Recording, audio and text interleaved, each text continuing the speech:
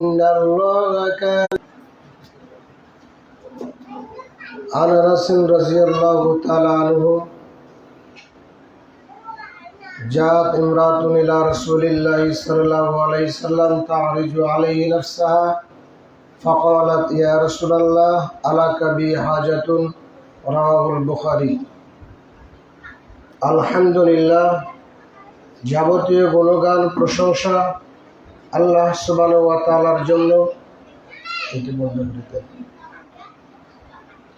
যে আল্লাহ রাব্বুল আলামিন আমাদেরকে প্রতিদিন জুমার ন্যায় আজ ইয়ামুল জুমার সালাত আদায় করার জন্য মসজিদে আসার তৌফিক দান করতেছেন, সে আল্লাহর শুকরিয়া আলহামদুলিল্লাহ। লাখো কোটি দুরূদ ও সালাম বর্ষিত হোক শেষ নবীর উপরে।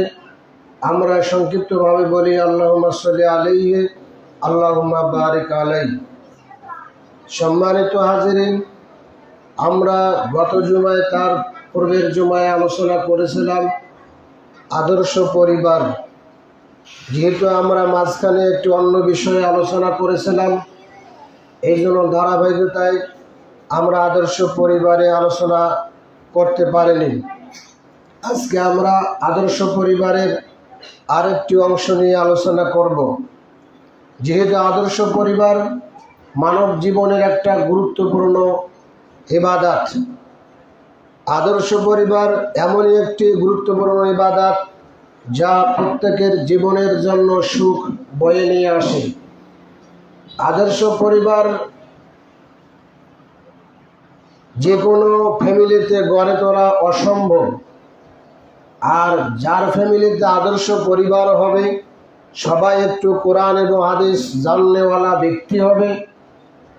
সেখানেই দেখবেন মানুষের জীবনের সুখ কী জিনিস, পর্দা কী জিনিস, পরহেজগারিতা কী জিনিস, তাকওয়াশীল কী জিনিস। আদর্শ পরিবার সবাই হতে পারে না। আপনি যদি মনে করেন যে আমার বৌমা, আমার মেয়েটা স্কুলে যায়, পর্দা করে না, ওই ফ্যামিলি বা ওই পরিবারটা আদর্শ নয়। আপনি যদি মনে করেন যে আমার ওয়াইফ, আমার বৌমা মাঠে ঘাটে কাজ করে, আমাদের এলাকার বা যে কোনো এই দেশের, আমাদের বাংলাদেশের একটা প্রথা, তাহলে এই ফ্যামিলি বা এই পরিবারটি আদর্শ নয়। আদর্শ পরিবার মানেই হচ্ছে যে ইসলামের যাবতীয় নিয়ম কানুনগুলো মেনে চলে, যারা নিজের জীবনে ইহকালে এবং পরকালে জীবনে সফলতা অর্জন করতে চায়, তারাই মূলত আদর্শ পরিবার, অন্যথায় নয়। এই জন্য আদর্শ পরিবার সূচনা শুরু হয় বিয়ে দিয়ে। বিয়ের মাধ্যমে একটা আদর্শ পরিবার তৈরি হয়। বাপ যখন ছেলের দায়িত্বশীল থাকে, তখন ছেলেকে বিয়ে দিয়ে দেয়, তখন দায়িত্ব থেকে মুক্ত হয়ে যায়। তখন ছেলে যে বিবাহ করলো, তখন তার একটি আদর্শ পরিবার লক্ষণ শুরু হলো। এই জন্য আদর্শ পরিবারের মূল লক্ষ্য হচ্ছে বিয়ের মাধ্যমে ছেলেগুলোকে মাঝে মাঝে নেন, তোরা মাঝে মাঝে আসো। আদর্শ পরিবার মূল যে শুরু হয়ে যায় তা হচ্ছে বিবাহর মাধ্যমে। বিয়ের প্রস্তাব একজন তাকওয়াশীল ছেলে যদি হয়, আর যদি মনে করে যে অমুকের পরিবারে একটা তাকওয়াশীল মেয়ে রয়েছে, তাহলে ছেলে বিবাহ দিতে পারে, বিয়ের প্রস্তাব দিতে পারে। মেয়ে যদি তাকওয়াশীল হয়, পরহেজগার হয়, এবং সে যদি মনে করে অমুকের ছেলেটা তাকওয়াশীল পরহেজগার, তাহলে সে সরাসরি মেয়ে ছেলেকে প্রস্তাব দিতে পারে যে আমি তোমাকে বিবাহ করতে রাজি রয়েছি, তুমি এতে সম্মতি আছো কিনা। এরপর তারা পারিবারিক বিষয়ে আলোচনা করবে। রাসূল সাল্লাল্লাহু আলাইহি ওয়াসাল্লামের জীবনে এরকম ঘটনা ঘটেছে। সহিহ বুখারীর 2য় খণ্ডে 766 নম্বর পৃষ্ঠায় হাদিসটি এসেছে। হাদিস বর্ণনা করছে আনাস রাদিয়াল্লাহু তাআলা আনহু। তিনি বলছেন, জাত ইমরাতুন ইলা রাসূলিল্লাহি সাল্লাল্লাহু আলাইহি সাল্লাম, একজন মহিলা আল্লাহ রাসূলের নিকটে এসে বললেন, তারিজু আলাইহি নাফসাহা, আল্লাহ রাসূল, আমার অন্তর আপনাকে বিবাহ করতে রাজি রয়েছে। আল্লাহ রাসূল, আমি নিজেকে সুপর্দন করলাম আপনার দিকে। ফাকালাত ইয়া রাসূলুল্লাহ, এবং বলে হে আল্লাহ রাসূল, আলাকা বি হাজাতুন, আপনি কি আমাকে বিবাহ করার প্রয়োজন মনে করেন? মহিলা বুঝতে পেরেছিলেন যে মুহাম্মদ এই পৃথিবীর বুকে তাকওয়াশীল পরহেজগার, মুহাম্মাদের মতন শ্রেষ্ঠ ব্যক্তি আর পৃথিবীতে নেই। আমি যদি মুহাম্মদকে বিয়ে করি তাহলে আমার জীবনটা সুখময় হবে। এই জন্য মেয়েটি বলল, ইয়া রাসূলুল্লাহ তারজু আলাইহি নাফসাহা, আমি নিজেকে আপনার দিকে সমর্পণ করলাম। আলাকা বি হাজাতুন, আপনি কি আমাকে বিবাহ করতে প্রয়োজন মনে করেন? রাসূল সাল্লাল্লাহু আলাইহি ওয়াসাল্লাম ওই মহিলাটার প্রতি একবার লক্ষ্য করে মাথা নিচু করলেন। মেয়েটি আল্লাহ রাসূল কোনো উত্তর দিলেন না। বসে থাকা সাহাবীরা যারা ছিল তার মধ্যে একজন ব্যক্তি বলে উঠল, ইয়া রাসূলুল্লাহ, এই মহিলাটিকে যদি আপনার বিবাহ করার প্রয়োজন না থাকে তাহলে আপনি তার সঙ্গে আমার বিবাহ দিতে পারেন। আল্লাহ রাসূল সাল্লাল্লাহু আলাইহি সাল্লাম ব্যক্তির কথা শুনে বললেন যে, তোমার নিকটে কি কোনো টাকা পয়সা অর্থ সম্পদ রয়েছে যে মহিলাটাকে তুমি বিবাহ করবা মোহরানা স্বরূপ? তখন বলল, ইয়া রাসূলুল্লাহ, আমার কোনো অর্থ সম্পদ নেই, টাকা পয়সা নেই। আল্লাহ রাসূল বললেন, বাড়ি যাও, বাড়িতে গিয়ে তুমি খোঁজাখুঁজি করো কিছু পাও নাকি। বাড়িতে চলে গেল, বাড়িতে গিয়ে খোঁজাখুঁজি করলো, তাকে নগদ দেওয়ার মতন কিছু অর্থ সম্পদ বাড়িতে নেই। এসে বললেন, ইয়া রাসূলুল্লাহ, আমি যে নগদ দিয়ে মেয়েটাকে বিবাহ করব এইরকম আমার অর্থ সম্পদ নেই। আল্লাহ রাসূল বললেন, আবার বাড়িতে চলে যাও, খোঁজাখুঁজি করো, যদি একটা লোহার আংটি হয় আংটিটা নিয়ে এসে মেয়েটাকে মোহরানা দিয়ে তুমি বিবাহ করো। পুরুষ চলে গেল, ব্যক্তি চলে গেলেন, বাড়িতে খোঁজাখুঁজি করলেন, একটা লোহার আংটিও পেল না। আল্লাহ রাসূলের নিকটে এসে বলল, ইয়া রাসূলুল্লাহ, আমি একটি লোহার আংটিও পেলাম না যে মহিলাটিকে মোহরানা স্বরূপ দিয়ে তাকে বিবাহ করব। রাসূল সাল্লাল্লাহু আলাইহি সাল্লাম বললেন, তাহলে আর কি কিছু রয়েছে? তখন ব্যক্তি বললেন, আমার পরনে যে লুঙ্গি রয়েছে এই লুঙ্গিটা ছাড়া আমার আর কিছু নেই। আল্লাহ রাসূলকে বলল, ইয়া রাসূলুল্লাহ, আপনি যদি চান আমার এই লুঙ্গিটাকে দুভাগ করে এক ভাগ মহিলাটাকে দেব আর এক ভাগ আমি পরিধান করব। রাসূল সাল্লাল্লাহু আলাইহি সাল্লাম বললেন, শোনো, এই লুঙ্গিটাকে তুমি যদি দুভাগ করো, এক ভাগ তুমি যদি পরো তাহলে তোমার, মহিলাটি যদি পরে তাহলে তোমার হবে না, তুমি যদি পরো তাহলে মহিলাটির হবে না। ব্যক্তি নিরাশ হয়ে বসে গেলেন। ব্যক্তি নিরাশ হয়ে যখন বসে গেলেন, বসে থাকতে থাকতে তখন ধৈর্যের বাঁধ ভেঙে গেল। তখন সে চলে যাচ্ছে। আল্লাহ রাসূল সাল্লাল্লাহু আলাইহি সাল্লাম তখন পুরুষটাকে ওই ব্যক্তিকে ডাক দিয়ে বললেন, আচ্ছা শোনো, তুমি কি কোরআনের কিছু সূরা জানো? তখন বলল, জি হ্যাঁ, আমি সূরা বুরুজ, সূরা তরিক, সূরা আলা, সূরা গাশিয়া এইরকম কিছু আমি সূরা জানি। রাসূল সাল্লাল্লাহু আলাইহি সাল্লাম বললেন, তাহলে এই মহিলাটাকে তুমি এই কোরআনের সূরাগুলি শিক্ষা দিবে। এই কোরআনের সূরাগুলি শিক্ষা দেওয়ার মাধ্যমে তোমার মোহর আদায় হয়ে যাবে। সুবহানাল্লাহ। তাহলে এই হাদিসে প্রমাণ করে নগদ অর্থ থাকলে নগদ অর্থ দিয়ে বিবাহ করতে হবে, নগদ টাকা পয়সা দিয়ে বিয়ে করতে হবে, এটাই সাব্যস্ত। যদি একেবারে নিঃস্ব হয়, গরিব হয়, পরনে লুঙ্গি জামা ছাড়া আর কিছু নেই, তাহলে সে ওই সময়ে মোহরানা বাকি রাখতে পারে, বাকি রাখিয়ে সে পরবর্তীতে পরিশোধ করার চেষ্টা করবে। বিবাহর আগেই কোরআন শিক্ষা দেয়নি, বিবাহর আগে কোরআন মহিলাকে দেখাই হারাম। অতএব বিয়ে করার পর ওই মহিলাটাকে, তার স্ত্রীকে ওই পুরুষ কোরআন শিক্ষা দিয়েছেন। এই জন্য আমাদের এখান থেকে করণীয় হলো যে একজন তাকওয়াশীল পরহেজগার মহিলা যদি হয় আর এলাকায় যদি তাকওয়াশীল পরহেজগার ছেলে থাকে, তাহলে মহিলা চাইলে সরাসরি ওই ছেলেকে বিয়ের প্রস্তাব দিতে পারে বা ফ্যামিলিকে দিতে পারে যে আমি অমুকের ছেলেটার চলাফেরার গতি, তাকওয়াশীল, পরহেজগারিতা, নামাজি, তার আমানতদারি, তার নিষ্ঠাবান, সে একজন সচরিত্রবান পুরুষ, আমি তাকে বিয়ে করতে চাই আব্বা, আপনি তার নিকটে প্রস্তাব পাঠান। এরকম যদি হয় তাহলে চাইলে মেয়ে সরাসরি প্রস্তাব দিতে পারে, যা সহিহ বুখারীর 2য় খণ্ডে 767 নম্বর হাদিস দ্বারা আমরা প্রমাণিত পাই।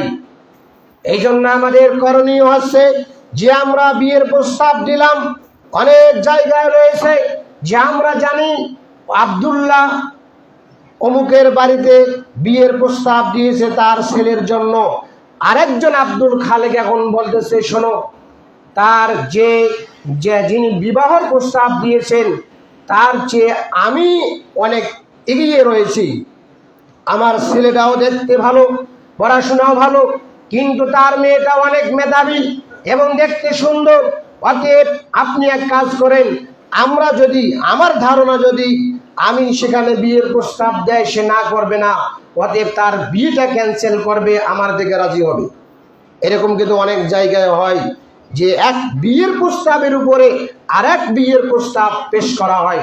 একজন গরু দাম করতেছে, আরেকজন আসি আবার হাটে গিয়ে বলতেছে যে আমি তোমাকে 1,40,000 দিব, একজন দাম করতেছে যে 1,10,000 15,000, এরকম দামের উপরে দাম করা যাবে না। হাটে বাজারে যত জিনিস ক্রয় বিক্রয় করা হয়, এই হাটে বাজারে ক্রয় বিক্রয়ের জিনিসগুলি একজন দাম করতেছে, আপনি সচক্ষে দেখছেন, তখন আপনাকে আপনাকে সে জায়গা দিয়ে সরিয়ে দিতে হবে। যদি ওই ব্যক্তি দামে না বলে সে সরিয়ে যায়, তাহলে সেখানে আপনি গিয়ে সেখানে দাম করবেন, ইসলামীভাবে অনুমতি দিয়েছে। এই জন্য এক বিয়ের প্রস্তাবের উপরে আর এক বিয়ের প্রস্তাব পাঠানো, নতুন করে পাঠানো ঠিক নয়। যা হাদিসে উল্লেখ পাওয়া যায়, সহিহ মুসলিমের হাদিসে এসেছে, আল্লাহ রাসূল সাল্লাল্লাহু আলাইহি সাল্লাম বলেছেন, লা ইয়াকতুবু আহাদুকুম আলা খিতবাতি আখিহি, তোমাদের এক ভাইয়ের প্রস্তাবের উপরে আর এক ভাই যেন প্রস্তাব না দেয়, হাত্তা ইয়াতরুকাল খাতিবু ক্বাবলাহু আও ইয়াযানা লাহু, যতক্ষণ ওই ব্যক্তি প্রস্তাব ফিরিয়ে না নিচ্ছে বা তাকে অনুমতি না দিচ্ছে। যদি যে প্রথম প্রস্তাব পেশ করা লোক, ওই লোক যদি জানতে পারে যে আপনিও প্রস্তাব দিবেন, তখন গিয়ে বলবে যে ভাই আমার সাথে তো বলেনি, আপনি এক কাজ করেন, এখন চাইলে আপনিও প্রস্তাব দিতে পারেন। এরকম যদি চিনা জানার মধ্যে হয়, তাহলে অনুমতি দিয়ে তাকে ওই বাড়িতে বিয়ে প্রস্তাব দিতে হবে। অন্যথায় আরেক বিয়ের প্রস্তাবের উপরে একদম বিয়ের প্রস্তাব দেওয়া নিষিদ্ধ। আল্লাহ রাসূল সাল্লাল্লাহু আলাইহি সাল্লাম এই সম্পর্কে পরপর 3টি হাদিস বর্ণনা করেছেন। ওয়ালা ইয়াখতুবুর রাজুলু আলা খিতবাতি আখিহি, কোন ব্যক্তির জন্য করণীয় নয় এক প্রস্তাবের উপরে আরেক প্রস্তাব দেয়, হাত্তা ইয়ানকিহা আও ইয়াতরুকা, যতক্ষণ পূর্বের প্রস্তাবকারী ব্যক্তি বিবাহ না করছে অথবা প্রস্তাব ফিরিয়ে না নিচ্ছে। অন্য বর্ণনায় আল্লাহ রাসূল বলেছেন, ওয়ালা ইয়াখতুবু আলা খিতবাতি আখিহি ইল্লা আইয়াযানা লাহু, তাকে অনুমতি না দেওয়া পর্যন্ত সে ওই বাড়িতে প্রস্তাব ফেলতে পারবে না। তাহলে বোঝা গেল যে বিয়ের প্রস্তাব দেওয়া যায় এবং বিয়ের ক্ষেত্রে একজন প্রস্তাবের উপরে আরেকজন প্রস্তাব দেওয়া যাবে না, ছেলের বাড়িতে হোক অথবা মেয়ের বাড়িতে হোক। এটা আপনাকে আমাকে জেনে শুনে সেভাবে পদক্ষেপ নিতে হবে। যতক্ষণ প্রস্তাব প্রত্যাখ্যান করেনি অথবা তারা ছেড়ে যায়নি, ততক্ষণ পর্যন্ত আপনাকে অপেক্ষা করতে হবে যে ইসলাম যেভাবে বলছে আমাকেও এইভাবে কাজ করতে হবে। একটা মানুষের সারা জীবনের চূড়ান্ত সিদ্ধান্ত 1 ঘন্টার মধ্যে নেওয়া উচিত নয়। একটা মানুষের সারা জীবনের চূড়ান্ত সিদ্ধান্ত তড়িৎ গতিতে নেওয়া ঠিক নয়। এটা আপনাকে যাচাই বাছাই করে ভালোভাবে তদন্ত করে আপনাকে সেভাবেই পদক্ষেপে এগিয়ে যেতে হবে।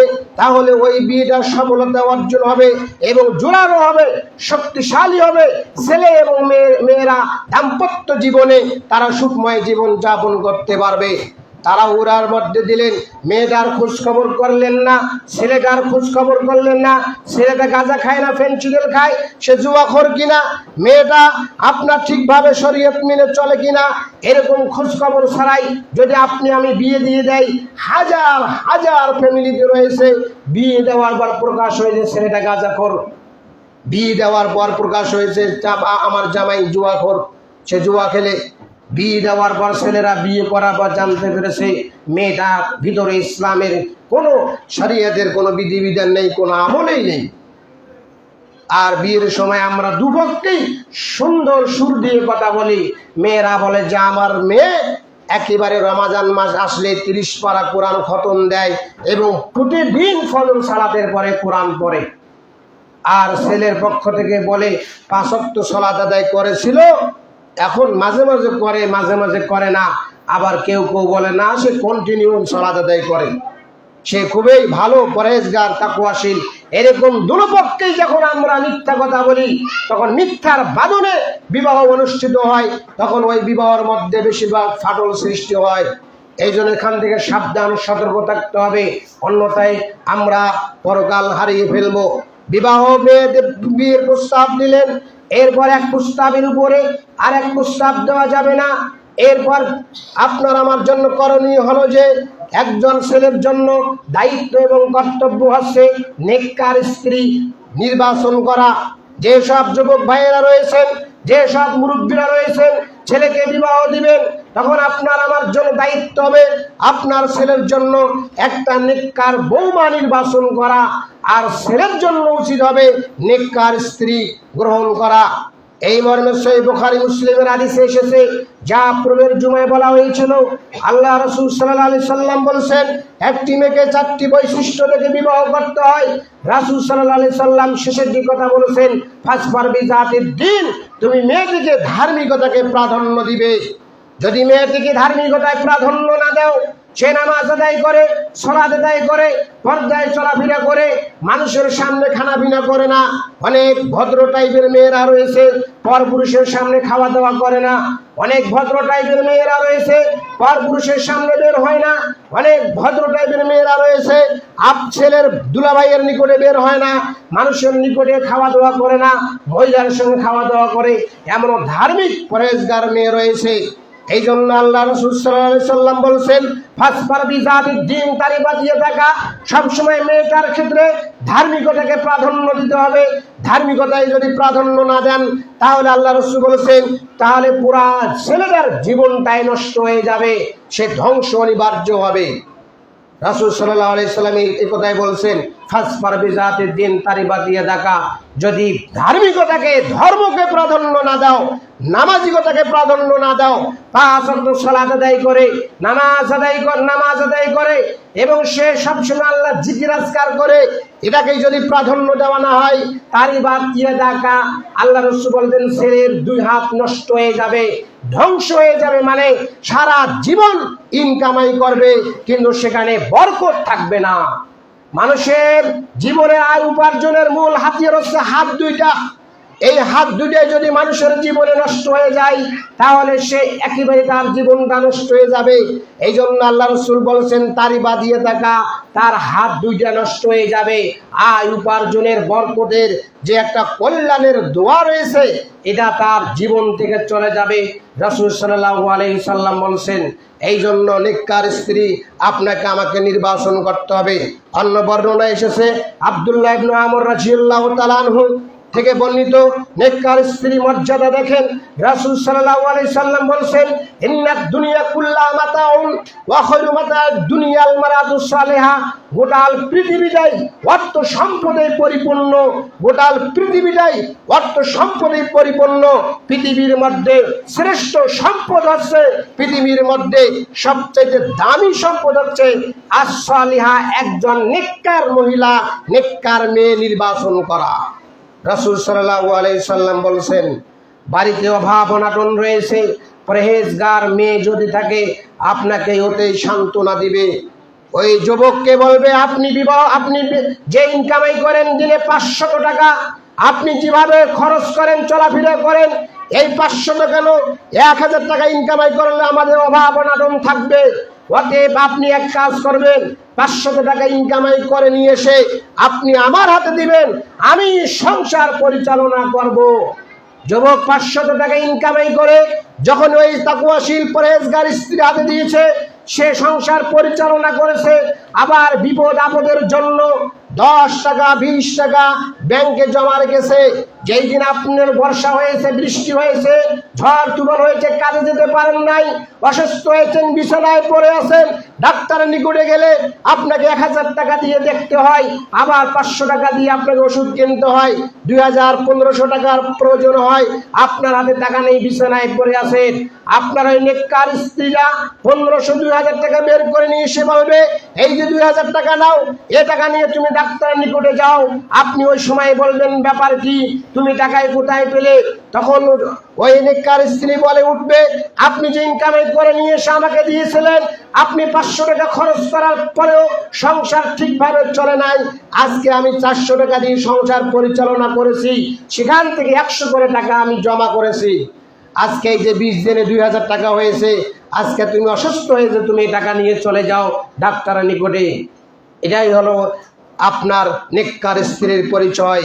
এই জন্য আল্লাহ রাসূল সাল্লাল্লাহু আলাইহি সাল্লাম বলছেন যে গোটা পৃথিবীটাই অর্থ সম্পদে পরিপূর্ণ, আর সবচেয়ে দামি শ্রেষ্ঠ অর্থ সম্পদ হচ্ছে পৃথিবীর বুকে একজন সচরিত্রবান, একজন সতী সাধবী, একজন পরহেজগার তাকওয়াশীল নারী। রাসূল সাল্লাল্লাহু আলাইহি সাল্লাম একথাই বলেছেন।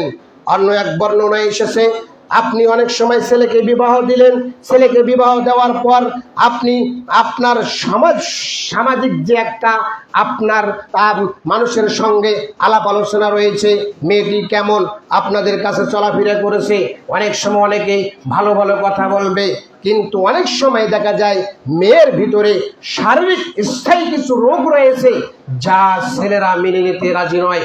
বিবাহ করার পরে সেটা প্রকাশ পায়। সেই ক্ষেত্রে মেয়েটা রাখবেন কিনা, মেয়েটাকে তালাক দেবেন কিনা, ইসলাম এই বিষয়ে কি বলে?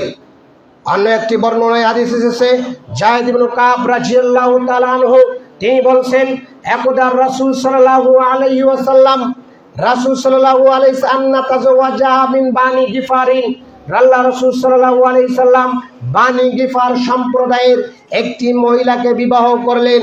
আল্লাহ রাসূল সাল্লাল্লাহু আলাইহি সাল্লাম বানি গিফার সম্প্রদায়ের একটি মহিলাকে বিবাহ করলেন। বিবাহ করার পর ফালাম্মা দাখালা আলাইহা, তিনি যখন তার ঘরে প্রবেশ করলেন, ফাওয়াজা সিয়াবাহা, রাসূল সাল্লাল্লাহু আলাল ফিরাশে, আল্লাহ রাসূল সাল্লাল্লাহু আলাইহি সাল্লাম মহিলাটির ঘরে প্রবেশ করে রাসূল সাল্লাল্লাহু আলাইহি সাল্লাম মহিলাটির প্রতি লক্ষ্য করলেন। লক্ষ্য করে দেখলেন যে আল্লাহ রাসূল সাল্লাল্লাহু আলাইহি সাল্লাম তার পাঁজরে একটা শ্বেত রোগ রয়েছে। এই শ্বেত রোগ থাকার কারণে রাসূল সাল্লাল্লাহু আলাইহি সাল্লাম পছন্দ মনে করলেন। ফানজাজালিল ফিরাশ, আল্লাহ রাসূল সাল্লাল্লাহু আলাইহি সাল্লাম বিছানা থেকে নামিয়ে গিয়ে বললেন, খুজু আলাইকে সিয়াবাকে, তুমি তোমার কাপড়কে তুমি তোমার কাপড় দিয়ে তুমি পর্দা করে নাও। এরপর আল্লাহ রাসূল সাল্লাল্লাহু আলাইহি সাল্লাম তাকে বললেন, তুমি বাড়ি চলে যাও, আমি তোমাকে গ্রহণ করব না। এখানে আল্লাহ রাসূল সাল্লাল্লাহু আলাইহি সাল্লাম বুঝাতে চেয়েছেন যে এমন কোনো যদি মেয়ের সঙ্গে আপনি বিবাহ দেন আর স্থায়ী রোগ যদি সেখানে ধরা পড়ে যায়, আর ছেলে যদি সেখানে নাকচ মনে করে, আর ইসলামী শরিয়াতে বিধান অনুযায়ী সেখানে আপনি ছেলে চাইলেই তাকে পৃথক করে দিতে পারে, তালাক দিতে পারে। রাসূল সাল্লাল্লাহু আলাইহি সাল্লাম এখানে একথাই বুঝিয়েছেন। এই জন্য আপনার আমার জন্য দায়িত্ব এবং কর্তব্য হলো কোরআন এবং সুন্নাহ অনুপাতে আপনাকে আমাকে জীবন যাপন করতে হবে। যদি আমি কোরআন এবং সুন্নাহ অনুযায়ী জীবন যাপন না করি, তাহলে আমাদের পরকালগুলি হারিয়ে যাবে। পরকাল যদি হারিয়ে যায়, তাহলে আমরা সফলতায় অর্জন করতে পারবো না। এই জন্য আপনার আমার দায়িত্ব এবং কর্তব্য হলো যে আমাদেরকে প্রত্যেককেই পাঁচগানা সালাত আদায় করতে হবে। ইসলামের যে নিয়ম কানুন রয়েছে, সেই নিয়ম কানুন অনুযায়ী আমাদেরকে জীবন যাপন করতে হবে, অন্যথায় আমরা সফলতা অর্জন করতে পারবো না। আমাদের পরকাল হারিয়ে যাবে, কিন্তু আমরা বুঝতেই পারবো না যে আমাদের পরকাল হারিয়ে যাবে। রাসূল সাল্লাল্লাহু আলাইহি সাল্লাম মানব জীবনের, দাম্পত্য জীবনের যে একটা গুরুত্বপূর্ণ ইতিহাস রয়েছে, রাসূল সাল্লাল্লাহু আলাইহি সাল্লাম যেভাবে কোরআন এবং হাদিসে আল্লাহ তাআলা কোরআনে এবং রাসূল সাল্লাল্লাহু আলাইহি সাল্লাম যেভাবে হাদিসে উল্লেখ করেছেন, দাম্পত্য জীবনে যেন কোনো অস্পষ্টতা না থাকে, যেন স্পষ্টভাবে থাকে, মানুষ যেন বুঝতে পারে যে না, এভাবেই বিবাহ শাদী করতে হবে, ইসলামকে মেনে নিয়ে এভাবেই বিয়ের প্রস্তাব দিতে হবে, তাহলে সফলতা অর্জন করা যাবে। অন্য একটি বর্ণনায় এসেছে, রাসূল সাল্লাল্লাহু আলাইহি সাল্লাম আবু হুরায়রা রাদিয়াল্লাহু তাআলা আনহু বলেন, জাআত ইমরাতুন ইলা রাসূলিল্লাহ সাল্লাল্লাহু আলাইহি সাল্লাম, আবু হুরায়রা রাদিয়াল্লাহু তাআলা আনহু বলেন, কুনতু ইনদান নবী সাল্লাল্লাহু আলাইহি সাল্লাম, আমি আল্লাহর রাসূলের নিকটে চলে আসলাম। আল্লাহর রাসূলের নিকটে চলে যখন আসলাম, ফাতাহু রাজুলুন, এক ব্যক্তি আল্লাহর রাসূলের নিকটে চলে আসলেন। এসে বলে, আল্লাহ রাসূল, আন্নাহু তাজাওয়াজা ইমরাতান, আমি অমুকের মেয়েটাকে বিবাহ করতে চাই। আল্লাহ রাসূল সাল্লাল্লাহু আলাইহি সাল্লামকে ওই ব্যক্তি বললেন আল্লাহ রাসূল আন্নাহু তাজাওয়াজা ইমরাতান, আমি ওই ব্যক্তিটাকে বিবাহ করতে চাই, মিন আনসার সম্প্রদায়ের অমুকের মেয়েকে আমি বিবাহ করতে চাই। রাসূল সাল্লাল্লাহু আলাইহি সাল্লাম বললেন ফানজুর ইলাইহা ফাইন্না ফি আইন আনসারি শাইআন, তুমি আনসার সম্প্রদায়ের মহিলাটিকে যে মেয়েটিকে বিবাহ করতে চাচ্ছ এই মেয়েটিকে দেখে বিবাহ করবে। ফানজুর ইলাইহা ফাইন্না ফি আইনিল আনসারি শাইআন, তুমি যে মেয়েটিকে বিবাহ করতে চাচ্ছ সেই মেয়েটিকে দেখে বিবাহ করবে। কারণ আনসার সম্প্রদায়ের তাদের নীতি রয়েছে বা তাদের একটা গোষ্ঠীগত একটা রোগ রয়েছে যে মহিলাদের চোখে বেশি বেশি রোগ থাকে। হয়তো মহিলারা চোখে কম দেখে, হয়তো মহিলাদের চোখ একটা নষ্ট থাকে, হয়তো মহিলাদের চোখ একটা ফুলা থাকে। এই জন্য আল্লাহ রাসূল সাল্লাল্লাহু আলাইহি সাল্লাম বলছেন ফানজুর ইলাইহা ফাইন্না ফি আইনিল আনসারি শাইআন, তুমি আনসার সম্প্রদায়ের যে মেয়েটিকে বিবাহ করতে চাচ্ছ মেয়েটিকে দেখে বিবাহ করবে। কারণ তাদের একটা বংশগত অভ্যাস রয়েছে, মেয়েদের চোখের মধ্যে একটা দোষ থেকেই থাকে। এই জন্য আল্লাহ রাসূল সাল্লাল্লাহু আলাইহি সাল্লাম বললেন মেয়েটিকে দেখে বিবাহ করবে। বিবাহের ক্ষেত্রে কোনো স্পষ্টতা থাকা যাবে না, সবগুলি স্পষ্টতা হতে হবে। যে জিনিসটাকে ঢাকিয়ে রাখবেন, গোপন করে রাখবেন, পরবর্তীতে প্রকাশ পেলে তখন ওই দাম্পত্য জীবনে ফিতনা ফাসাদ সৃষ্টি হয়ে যাবে, যা আমি বুঝতে পারবো না। অন্য একটি বর্ণনা এসেছে, জাবির ইবনে আব্দুল্লাহ রাদিয়াল্লাহু তাআলা আনহু বলছেন একদা এক ব্যক্তি বললেন ইয়া রাসূলুল্লাহ, আল্লাহ রাসূল বললেন ইজা খাতাবা আহাদুকুমুল মারাতা, যখন তোমাদের কেউ কোনো মহিলাকে কোনো মেয়েকে বিয়ের প্রস্তাব দেয়, ইজা খাতাবা আহাদুকুমুল মারাতা, যখন কোনো মহিলাকে মেয়েকে বিবাহের প্রস্তাব দিবে ফাইনিস্তাতা, সে যেন সাধ্য অনুযায়ী ওই মেয়েটিকে দেখে নেয়, ইলা মা ইয়াদউ ইলা নিকাহিহা, এমন জিনিস অঙ্গ প্রত্যঙ্গ সে নিজেই দেখবে যেন ফালিয়াফাল ওই পুরুষকে বিবাহের দিকে আকৃষ্ট করে।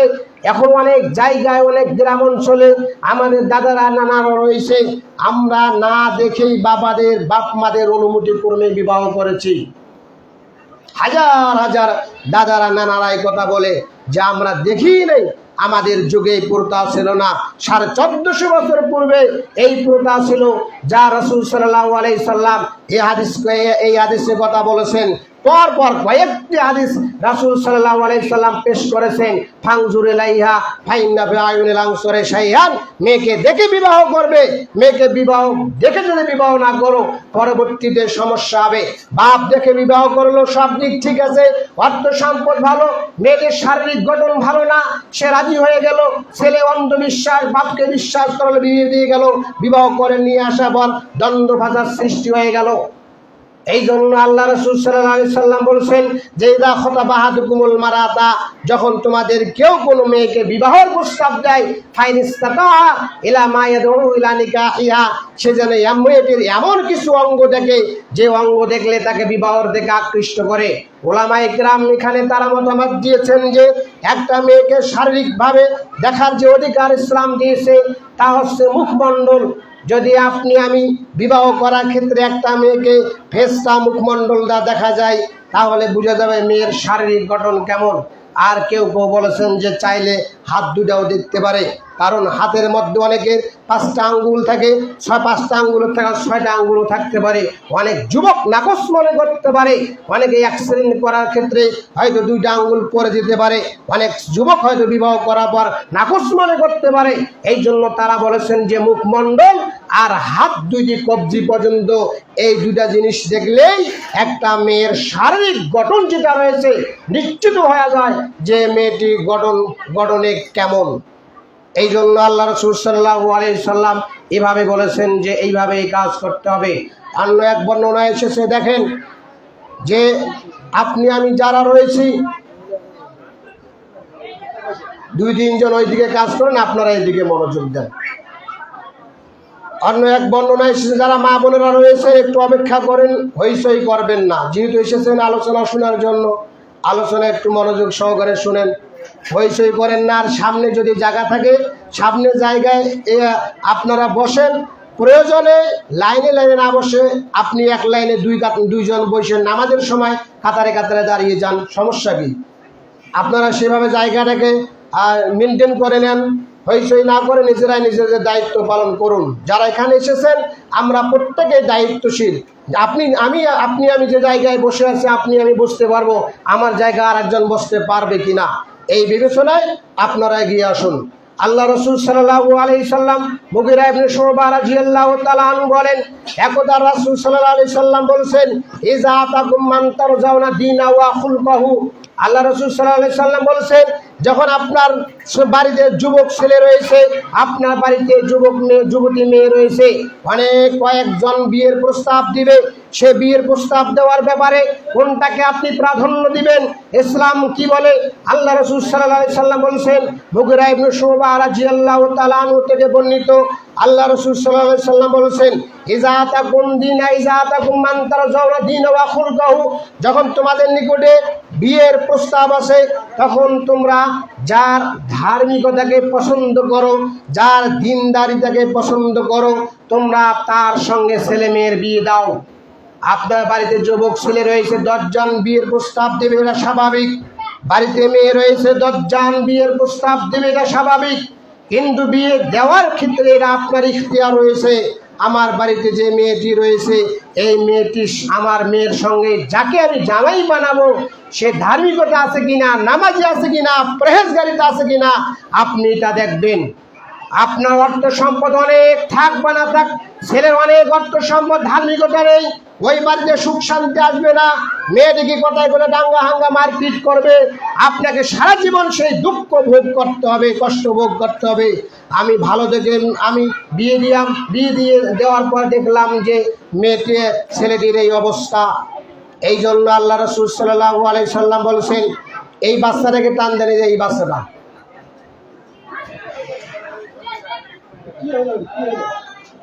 একটু হইচই কম করেন, নিজেদের বাচ্চাদেরকে নিজের কাছে রাখেন। আল্লাহ রাসূল সাল্লাল্লাহু আলাইহি সাল্লাম বলেছেন, ইযা আতাকুম মান তারজাউনা দীনা ওয়া খুলকাহু, যখন বিয়ের প্রস্তাব আসবে, যখন তোমরা যার দ্বীনের ধার্মিকতাকে পছন্দ করবে, ফাজাব্বিজুহু, তার সঙ্গে তোমরা ছেলে মেয়ের বিবাহ দিবে। ইল্লা তাকুনু ফিতনাতুন ওয়া ফাসাদুন আরিজুন, যদি না করো তাহলে পরবর্তীতে সময় ফিতনা ফাসাদ সৃষ্টি হবে। হয়তো ছেলে ধার্মিকতা না থাকলে আপনার ওয়াইফকে আপনাকে গালিগালাজ করবে। অনেক সময় অনেক জামাইরা রয়েছেন, শাশুড়িকে গালিগালাজ করে, শ্বশুরকে গালিগালাজ করে। মেয়ে কোনো দোষ করলে তখন তার বাপ মাকে গালিগালাজ করে, মেয়ে কোনো দোষ করলে সঙ্গে সঙ্গে মারপিট করে। এই জন্য আল্লাহ রাসূল বলেছেন যে তার ধার্মিকতাকে দেখো, ধর্মকে প্রাধান্য দাও, অর্থ সম্পদ নয়, ধর্মকে প্রাধান্য দাও, তার ইসলামকে প্রাধান্য দাও।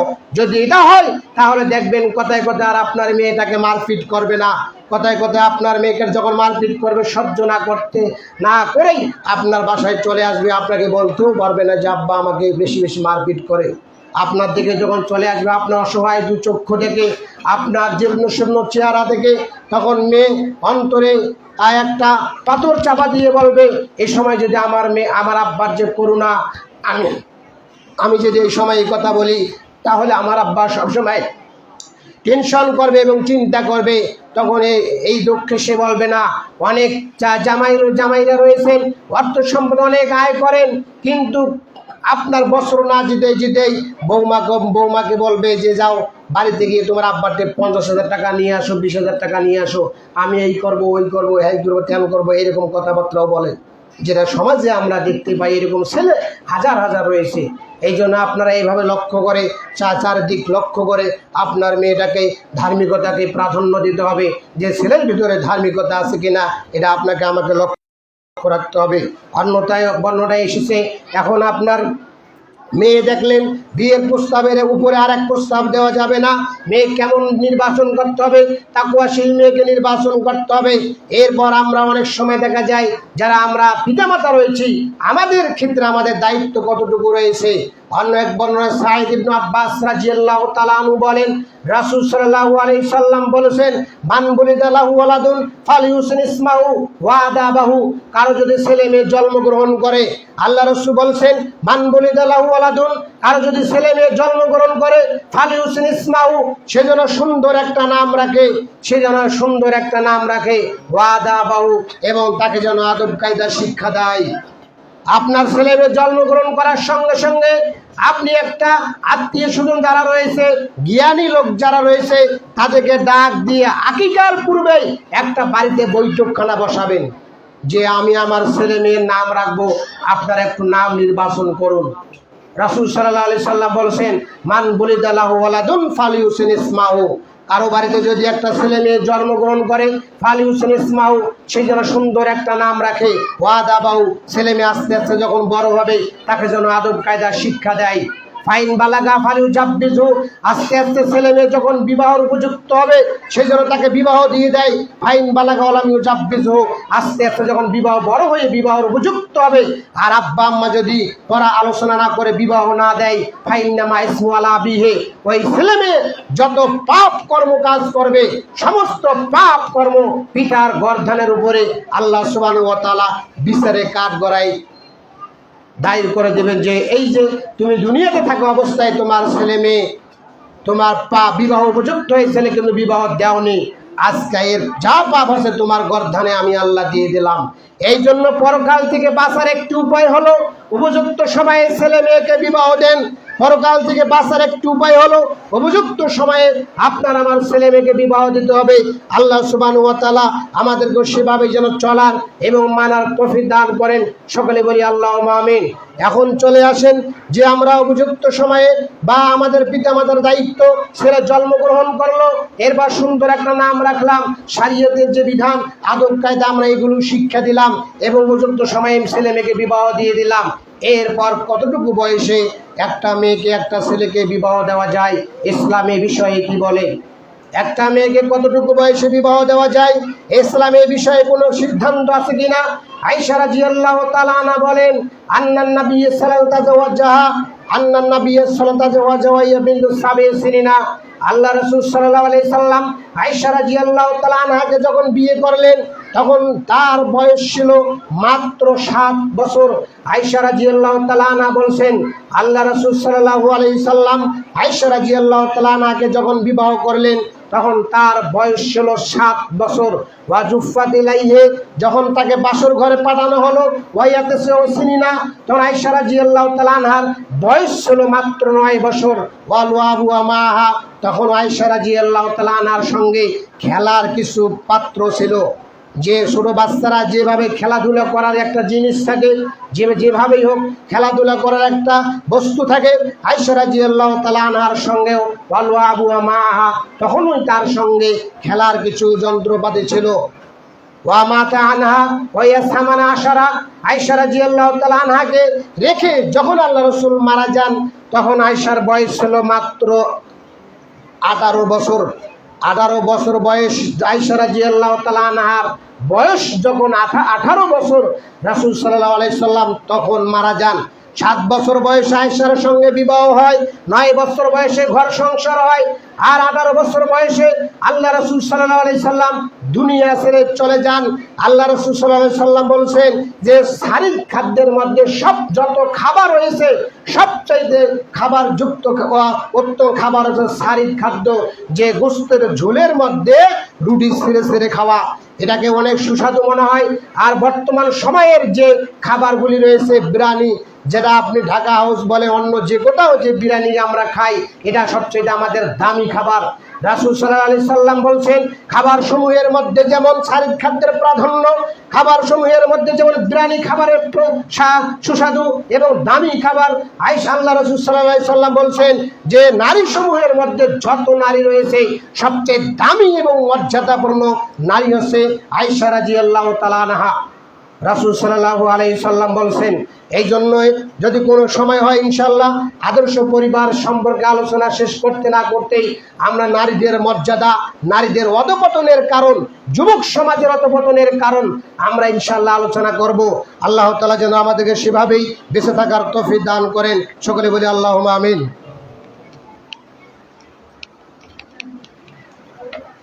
আলহামদুলিল্লাহ ওয়াহদা ওয়াসসালাতু ওয়াসসালামু আলা মান লা নাবিয়্যা বা'দা।